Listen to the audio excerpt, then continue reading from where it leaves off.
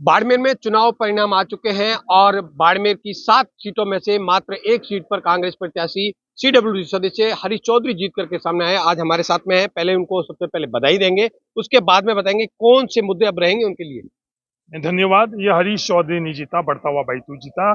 मैं चुनाव के पहले दिन से जो समर्थन मांग रहा था वो बढ़ते हुए बाइतू का समर्थन मांग रहा था। हरीश चौधरी के लिए मैं समर्थन नहीं मांग रहा था और मेरी प्राथमिकता रहेगी सामंजस्य से सबकी हिस्सेदारी और भागीदारी। और सबसे बड़ा सवाल नरेंद्र मोदी जी ने स्वयं ने ये कहा कि ये मेरी गारंटी है। ये नरेंद्र मोदी जी की गारंटी बाइतू में लागू होगी या नहीं होगी, मुझे आशा ही नहीं, पूर्ण विश्वास है।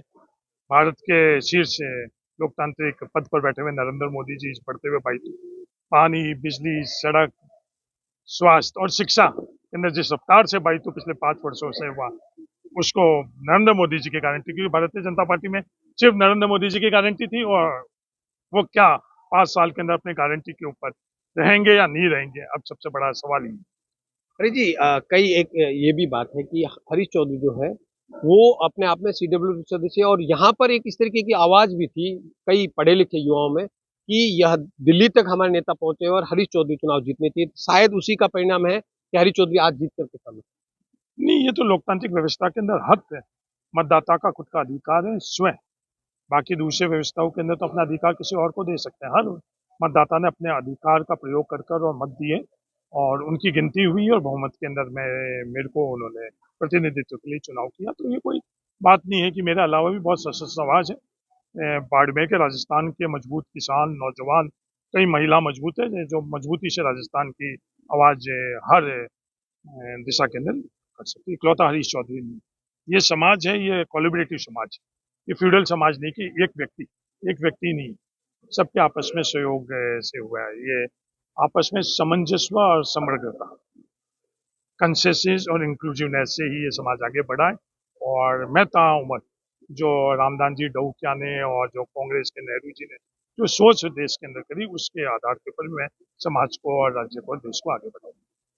कांग्रेस ने कई वादे किए, कई गारंटियां दी और उन्होंने जो विकास के काम किए वो भी गिनाने में लोगों ने गिनाए, लेकिन आज जनता ने कांग्रेस को नकार दिया और बीजेपी सत्ता में। नहीं, भारतीय जनता पार्टी को चुना है तो मैं भारतीय जनता पार्टी को बहुत बहुत शुभकामनाएं देता हूँ, मुबारकबाद देता हूँ, बधाई देता हूँ। ये राजस्थान के सरकार चलाने का उनको अवसर दिया राजस्थान की जनता को। जो भी जनता ने तय किया लोकतंत्र के अंदर, मैं जनता ने जो तय किया है वो स्वीकार किया, आशीर्वाद। हरीश जी को क्योंकि इस तरीके भी अब आवाज उठने लगी कि ये अगले नेता प्रतिपक्ष बाड़मेर से हरीश चौधरी बन सकते हैं। मैं एक उस दादा का पोता हूँ जो मजदूरी कर कर, मेरे परिवार में कोई वार्ड पंच भी नहीं, एक सामान्य पारिवारिक पृष्ठभूमि से मैं आया हूँ। सबके सहयोग से मैं यहाँ तक पहुँचा हूँ और मेरे जीवन के अंदर कुछ बड़ी लालसा नहीं, जहाँ पहुँचा हूँ उससे संतोष है। आवाज, बाड़मेर की आवाज, हर व्यक्ति की जो अधिकार है उसकी सुरक्षा कैसे हो सके, ये हमारे राजनीति का मकसद है। अधिकारों को कैसे हम लोग सुरक्षित रख सके, संविधान में जिसके लिए जो अधिकार है उसको हम सुरक्षित कैसे रख सके, मेरा राजनीति का यही मायना है। हरीश जी क्या मानते हैं हार का मुख्य वजह क्या है? राजस्थान की जनता ने कांग्रेस को नकार दिया। नहीं, ये हम लोग आपस में विश्लेषण करेंगे। हाँ, कुछ ना कुछ वजह जरूर रही। ये वजह क्या रही है कुछ चंद मिनटों के अंदर तो इसका विश्लेषण नहीं कर सकते। कोई भी युद्ध और चुनाव के विश्लेषण कभी भी चंद मिनटों नहीं, पीढ़ियों तक किया जाता है।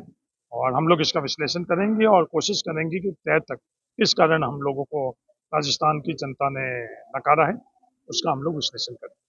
अच्छा, बायतू के लिए कौन सी प्रमुख ऐसी मुद्दे रहेंगे जो हरीश चौधरी उसको लेकर के आगे बढ़ेंगे और वहां पर करवाने के लिए?